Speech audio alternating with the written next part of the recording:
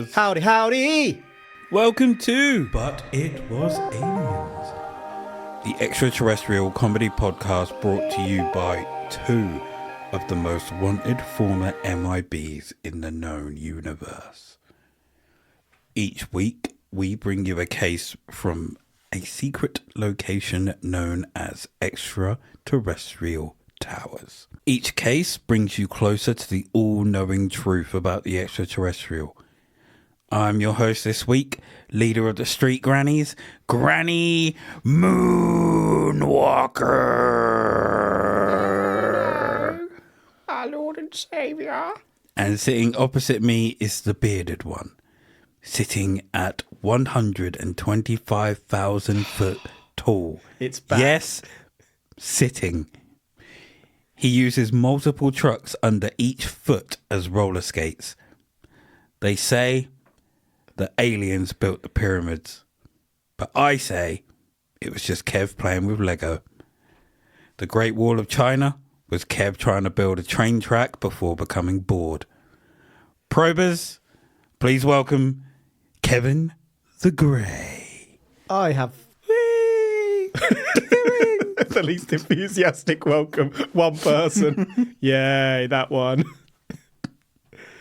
If we are both recording in the same room, extraterrestrial towers, if I'm that big, how do you fit in?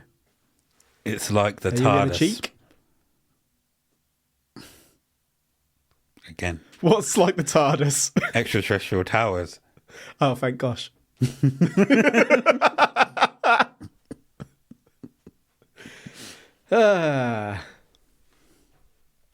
Could fit a bust in here.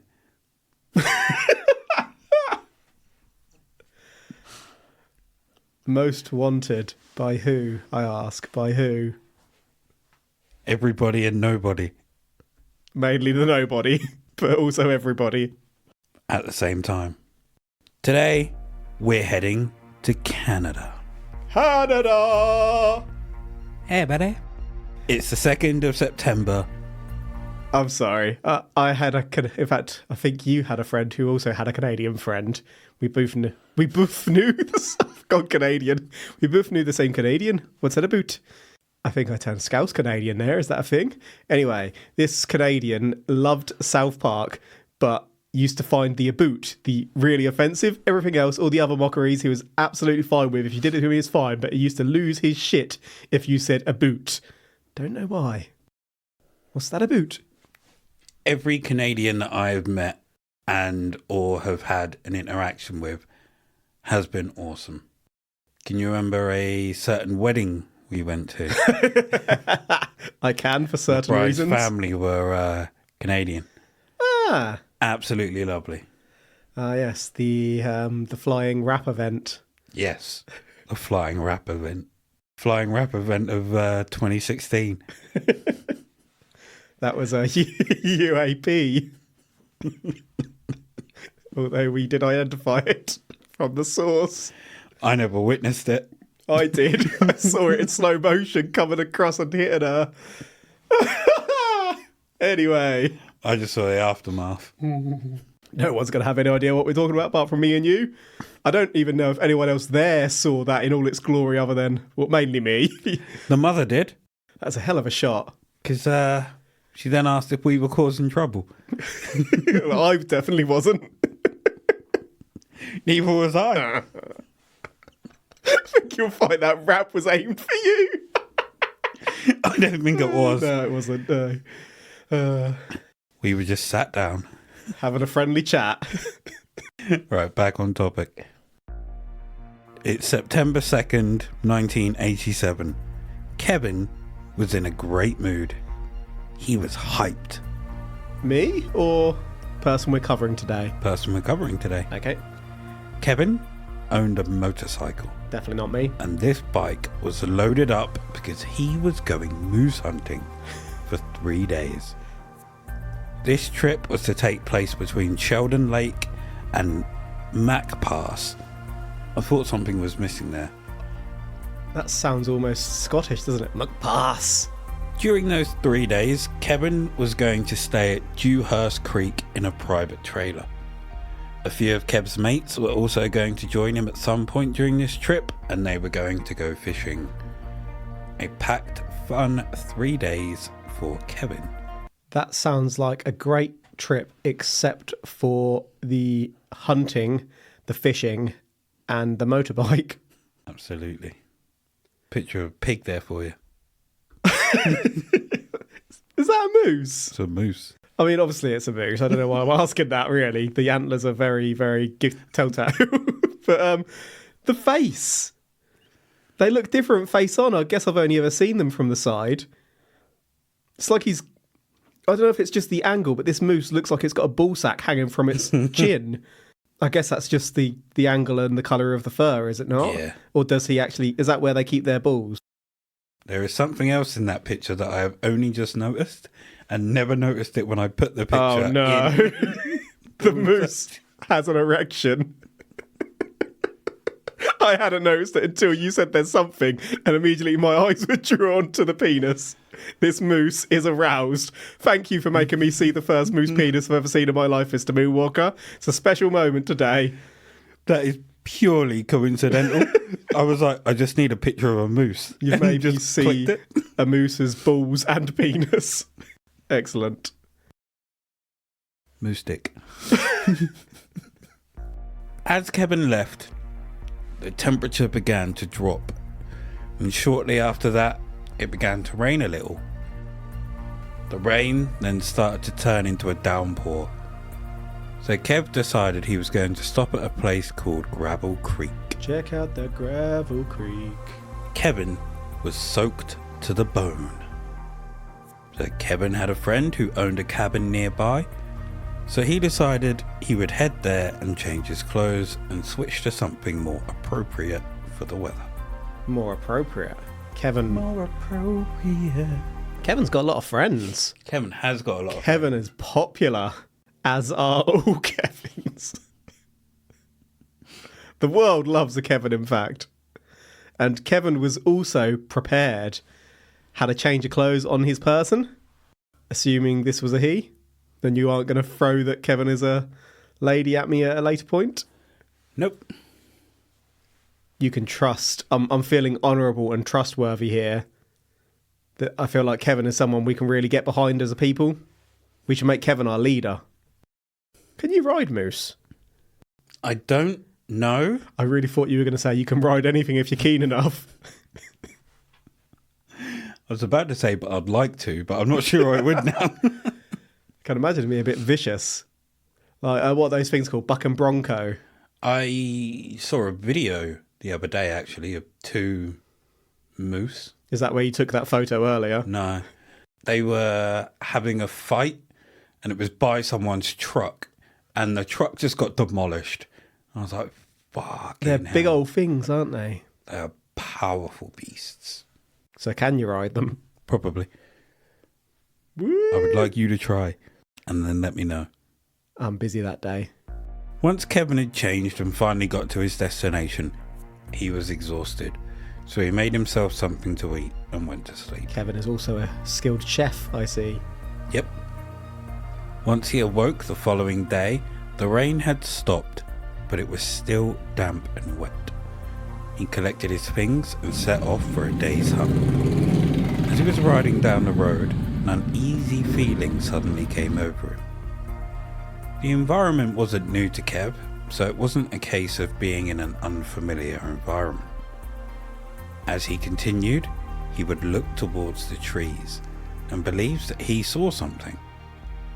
Some kind of presence amongst them. Although he saw something, he couldn't make anything out and couldn't see anything moving, so he decided to stop and pull over so he could take a piss. Classy. He took a few steps towards some foliage, whipped out his little todger Whoa, to relieve whoa, whoa. himself, and as he pulled his pickle out, What? he noticed something moving in front of him. As he focused on what the object was, he thought it was a low-flying plane. You can't back this segment up with any evidence. I have it on good authority that he was hung like a moose. That's why he was exhausted from walking, because it's hard to carry that thing that far. Was it pink like the moose's? Depends how happy he was. The more he looked at it, the harder it got. No stage fright. Kevin was a confident lover. But the more he looked at it, he noticed that it didn't have any wings or propellers. And it was also only around 30 odd meters above the ground.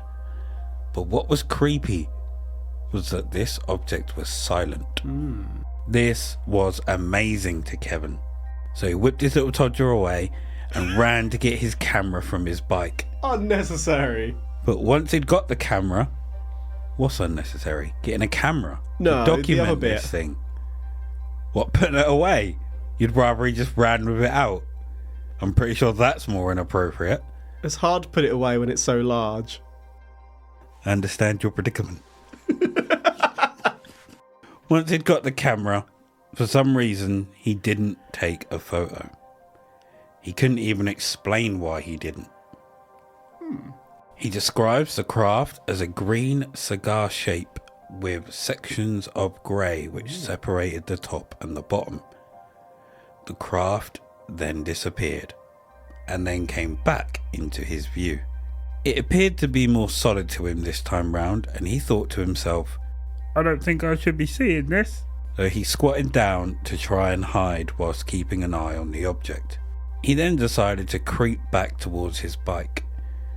As he was slowly crawling towards his bike, he heard a loud metallic thud behind him.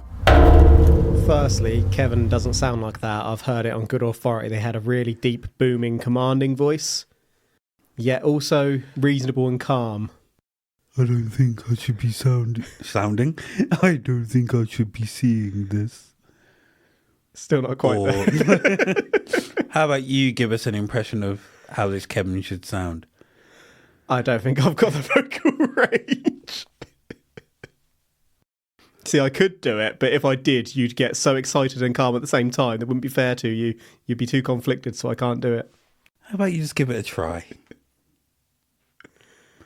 No, I'm busy. I don't think I should be sounding like this. Weirdly, I was thinking of the exact same voice.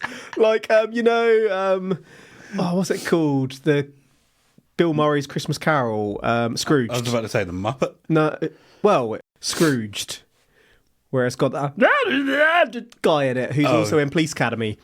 My mother's name's Sugar. Yeah, that's the voice that came to my head.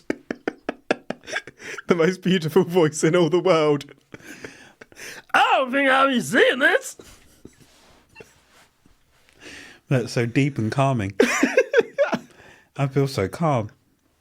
Right, so green cigar, it came more into view. By that, do you mean it got closer, or do you mean it was kind of faded when he first saw it? I do not know. Do we know how far away it was? No. Okay, because at first I was thinking, like, is this a remote-controlled UAP kind of thing, but with no propellers and whatnot, as you said, which would probably have been too advanced for this time period, which would have been interesting, but not massive. But then you said it was green cigar, so then you're going traditional kind of UFO. You're thinking, okay, this thing's bloody huge. How far away? Is it, like, way in the distance? We need some details. Are we going to get those details? We have a picture that was drawn by Kevin. How? And before you have a look, I'm just going to reiterate, it does look like a Kevin drawing. Oh, no. The most powerful art in the world is what you're saying. Yeah! Oh, that's beautiful. I was just going to query one more factor before we move on. Metallic thud. Are we talking huge thud with accompanying explosion, or literally a little ding? More like in the middle! Okay, I'm checking out. This is probably still better than what I could do.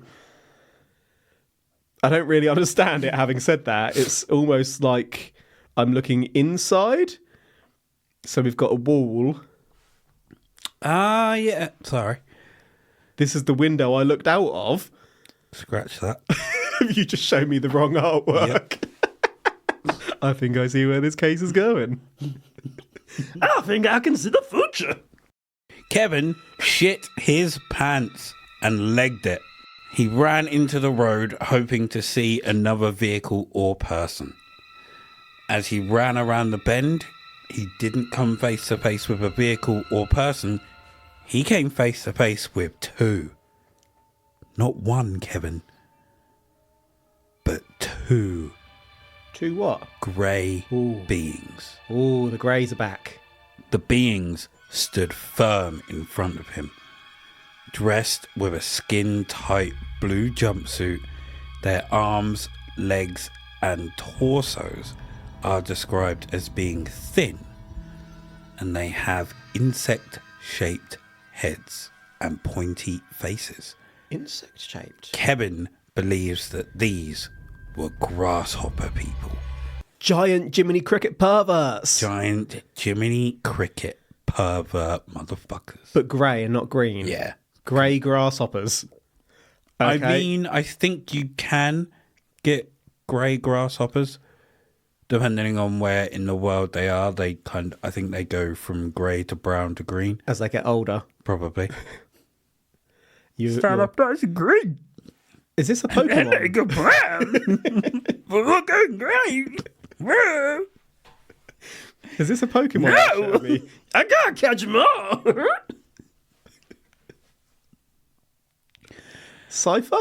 I think it's just I just typed in grasshopper people, and this is what I got. That definitely is going to be a Pokemon if it's not already. I think it's from Ben 10.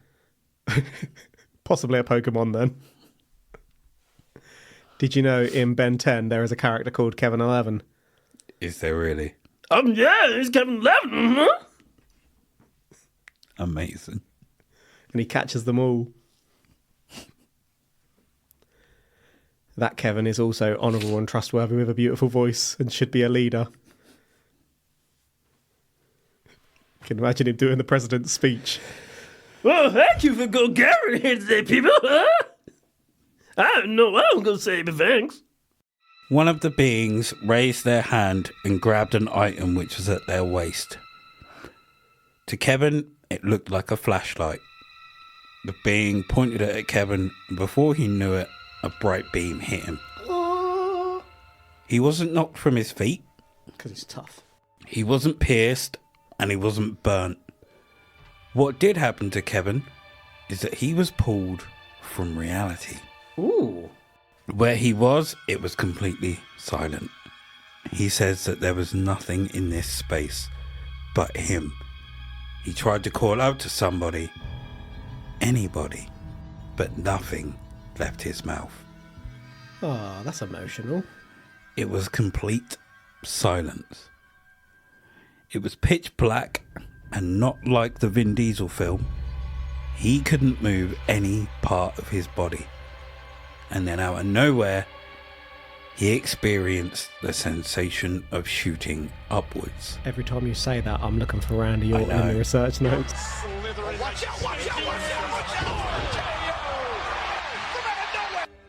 And I deliberately didn't put one in. Or did I? You probably did. As the darkness left and the ability to move returned, he looked around and realised he was stood on the opposite side of the road. He looked and could see his bike in plain sight, but the grasshopper people, they were gone. Hopped off. It would appear to be later in the day too, indicated by the longer shadows of the trees. Amazing time, baby! That's what Kevin the Honourable said. I don't know where the time gone. Panic started to set in, so Kevin hopped on his bike, and the keys that had been left in the ignition were no longer there. He started to panic and become flustered, but soon realised that the keys were being gripped forcefully in the palm of his hand. About to shit himself, Kevin started up his bike and got the fuck out of there. So he got zapped off into a different reality. Did he fall into like is it the back rooms or something they're called? Do you reckon that is the epitome of ecstasy? Getting zapped off. I don't know about ecstasy. Maybe LSD? Be like, zap. You just... And then you just like in a room. So when you said that the ray hit him, I thought he was going to get sucked off into a ship, but he's actually, the ray has hit him and he's just vanished from reality into a different reality. He is just, there was nothing but him. He's zapped. Annoyingly, because I feel like this is one of those cases that's not going to have much evidence to it. If further dimensions do exist, that might be a more realistic way that abductions could happen.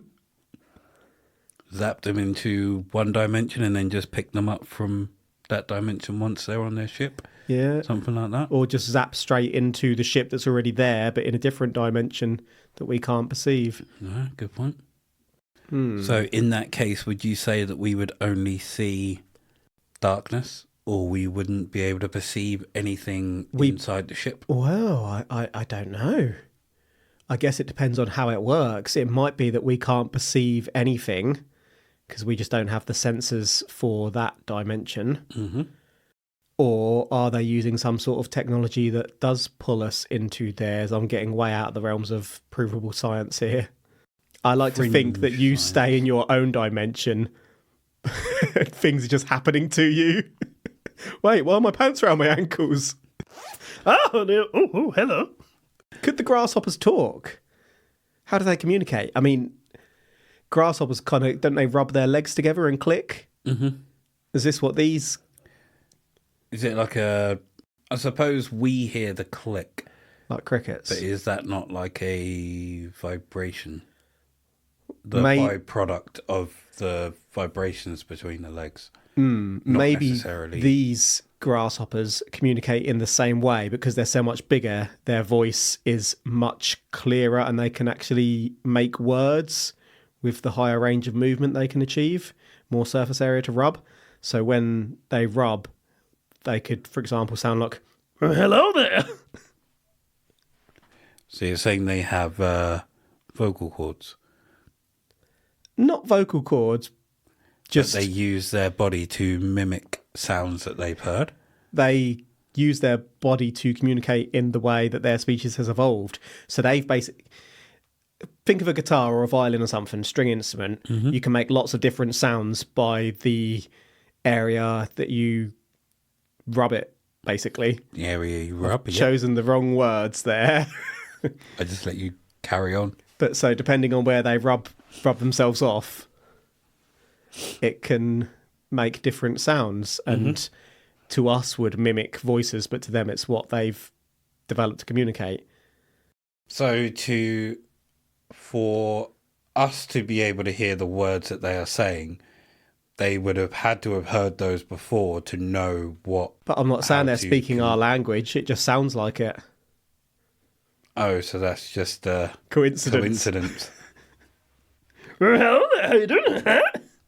When he got back to where he was staying, Kevin made himself a vanilla latte. Accounting for the missing time, little Kev assumed that he must have passed out or something, as he has no memory of the day except for what happened in that instance. I could go for a latte. Vanilla? Always. Unless it's Christmas, then it might be gingerbread. Both disgusting.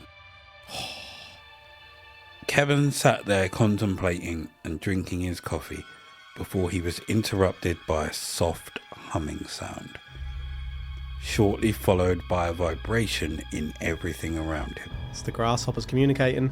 This occurrence would last for around 10 minutes. Kevin believed that what or whoever those beings were that he hopped into earlier were outside, and he damn sure wasn't going out there or even peeking. He planned to stay where he was until daylight, so he got up and double-checked that the doors were locked. Not wanting to fall asleep, he sat there trying to remain awake and alert. During this time, Kevin would start having flashbacks about what occurred earlier. Ooh, so maybe our dreams connect our experiences to other dimensions. So whilst our conscious mind can't perceive what's going on in those dimensions, maybe this is what happens when people get itches. Like if you've got an itchy leg, It's because in another dimension, some little devil jester is poking you with a stick. So, for the possible 10 hours a day that you scratch your nuts are being played with by a little devil jester in another universe. Well, not mine specifically. I query... You just have itchy nuts then. I don't think I've ever spent that long scratching my nuts. I wonder how many people listening to this who have nuts are now getting itchy nuts because we're talking about itchy nuts. Scratch your nuts, people. It's okay. We won't time it. Oh, that's too long. It's that little dimension demon. So, the grasshoppers came back, or is it that they never left because they're there, just in that different dimension? So he's thinking about checking the doors are locked and whatnot. Doesn't matter, they're already with you. Are they there at all? If a tree falls and no one is around, does it make a sound? Yes. If a tree falls in space, does it make a sound? Does it fall into anything? It wouldn't matter if space is a vacuum. Yes. I mean, it would. But would it? I've Yes, broken Granville. It would. There's no sound in space. Is there no sound in space? Well, though? that's actually an interesting thought, because how the hell do we detect, like, pulsars, black holes, spinning stars? Oh, is it that there's no audio sound wave sound, but there are light beams and whatnot? Is it a case of... Gamma rays. So we say there's no sound in a vacuum. Because it gets sucked off. Yeah, looking at it at that point, is it just a case of the sound is so quick before it's removed? No, it's because there's nothing there for the sound to travel along, so it doesn't make a sound to begin with because everything's already been sucked off. If you were to create a vacuum as the sound was playing, then there'd probably be a going down the plug hole. What if we just don't have the audible tools to hear that? But in another dimension, the grasshoppers... You would hear it. We're getting way off track here. So the timeline to the events would look like this. To start, he was in a dreamlike state, looking down from above the trees, almost like he was floating. Following this was an experience of opening his eyes and only seeing darkness. As the darkness would move away, the face of a strange creature would come into frame. This is where he would discover that the blackness was the eye of the strange being. A voice would begin speaking to him, telling him that everything was going to be alright. It's gonna be alright. And that he had nothing to worry about. You ain't even to worry about. As he looked around the room, he would notice several greys. These were very different to the grasshopper people he saw previously. This ain't Huggins Part 2, is it? Kevin sat upright and wasn't impeded by the beings. He would then ask, Are you going to do experiments on me? to which telepathically he was informed that they had already been done.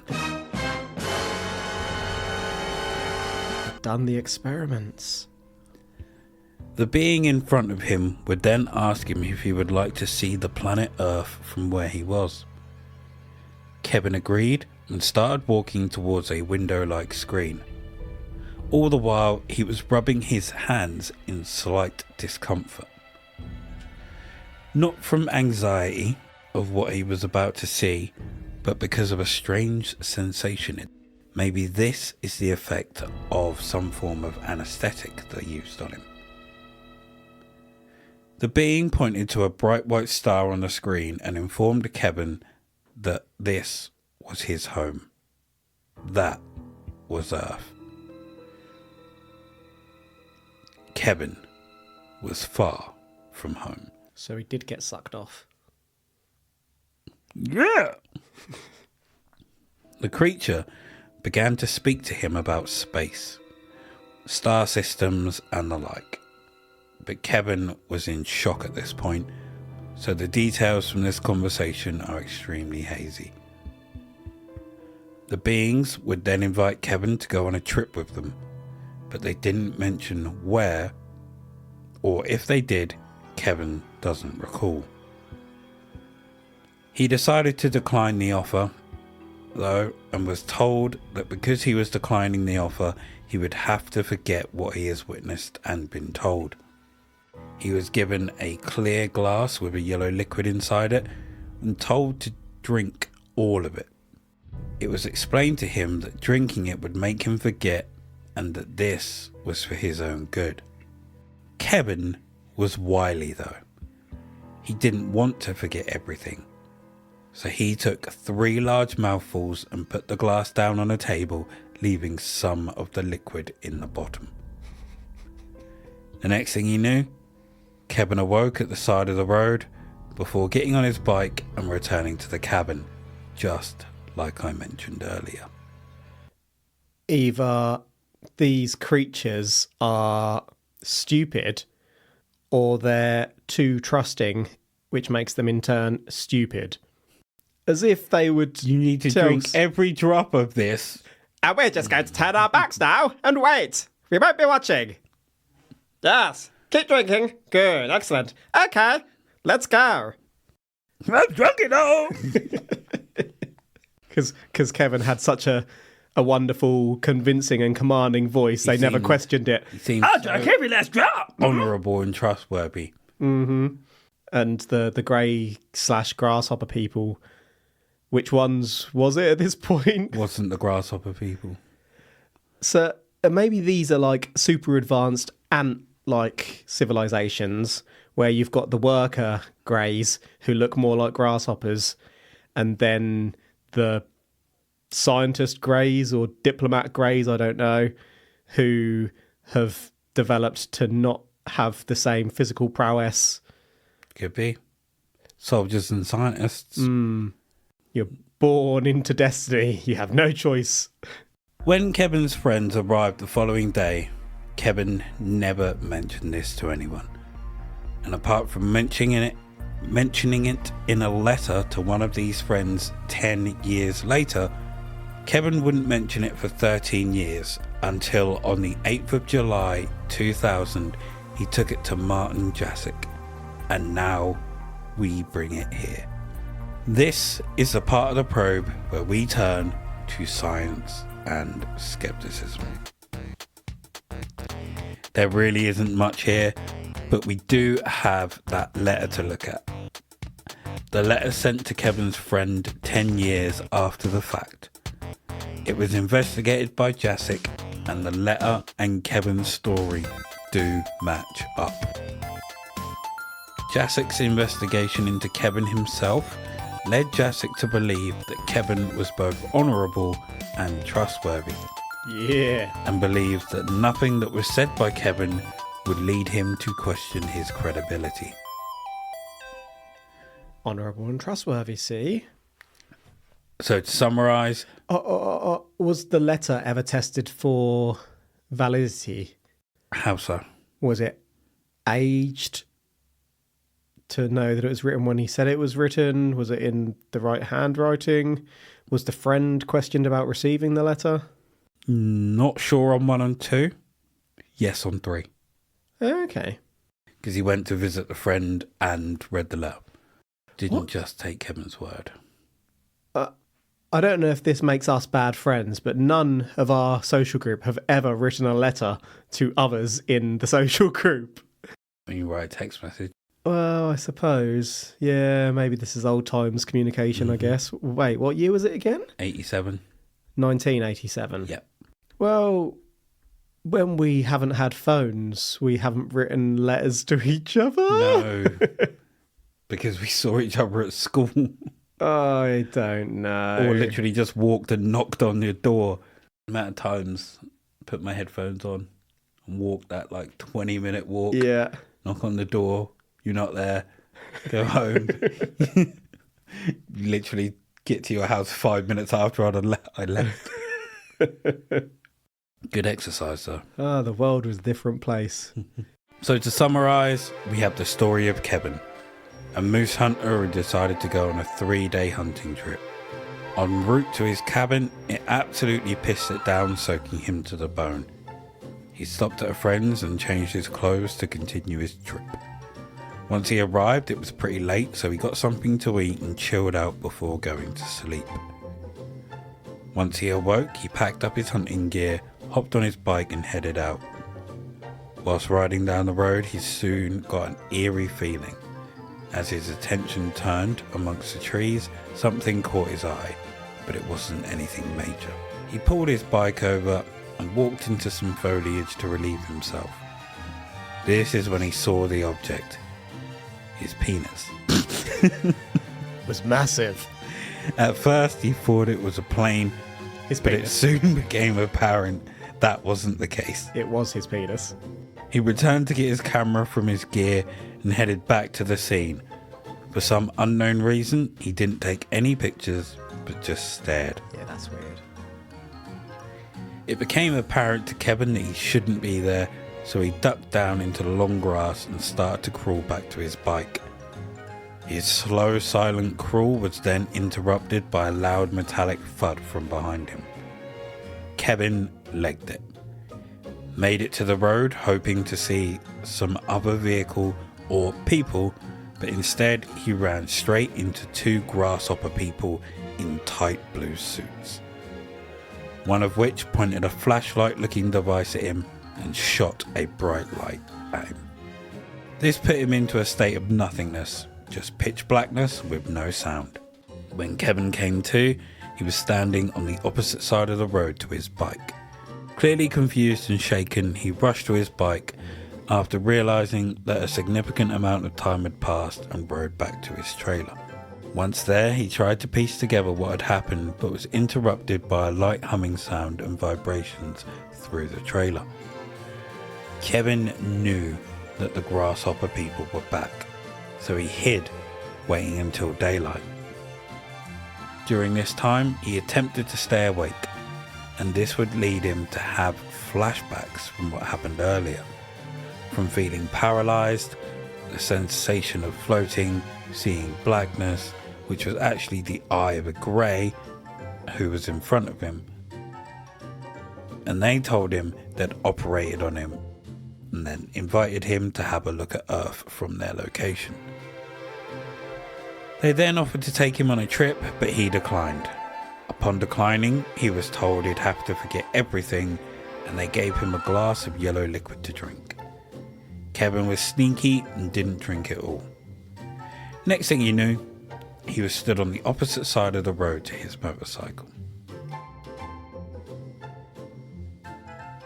So, Greybeard, do you believe that this is a case of aliens, alien grasshoppers, grasshopper greys, or is Kevin hopping mad? Do we know? Is he mad? Do we know for definite that Kevin existed and that Martin Jacek didn't make it up for a book? That we do not know. However, I am going to let you in on one little fact here. Right. I actually didn't change the name to Kevin. It was Kevin. Well, yeah. You didn't insult Kevin as much as I'd expect if you had have done that. Other than saying he had a tiny penis, but we proved that was wrong. Is that an insult or is it factual? Have you seen Kevin's penis? And we don't know whether illicit substances were involved.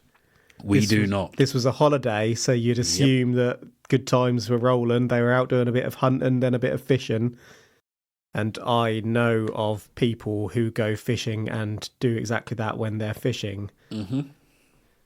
We don't know if he, for example, if he was out in the wild and cooking with mushrooms. Who's to say the wrong mushrooms weren't picked?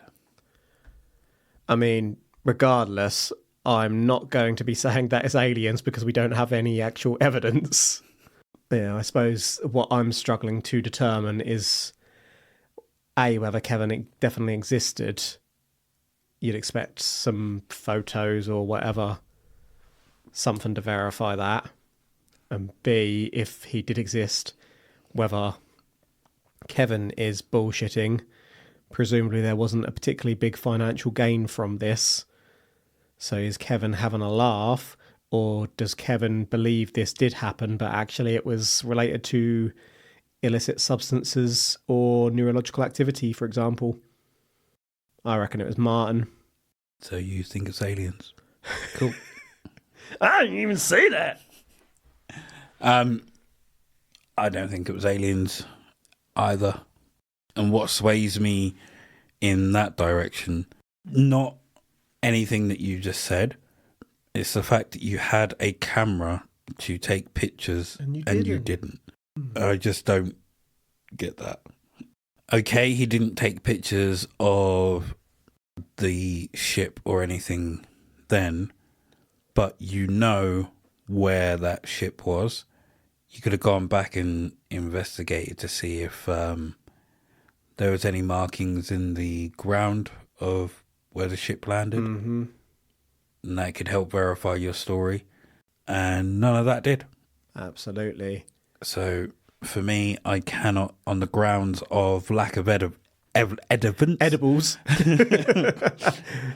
probably an array of edibles, but a lack of evidence, I cannot say this is aliens. Yeah, and just to elaborate a little bit further on that, when we get a really juicy case, there's photos of all the people involved, all the investigations, potentially markings in the floor or whatever, photos of the area.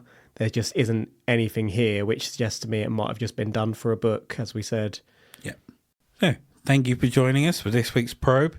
You can find us on most socials at But It Was Aliens. That's Facebook, Instagram, and Twitter. We also have our Facebook group called Extraterrestrial Chavez. Ah, yeah. Oh. And we're also on Patreon at /But It Was Aliens, where we probe things outside of the extraterrestrial. Ghosts, pirates, sassy, pegs, Sticking and in the butt. much more. Remember, the truth is up there. Hashtag probe.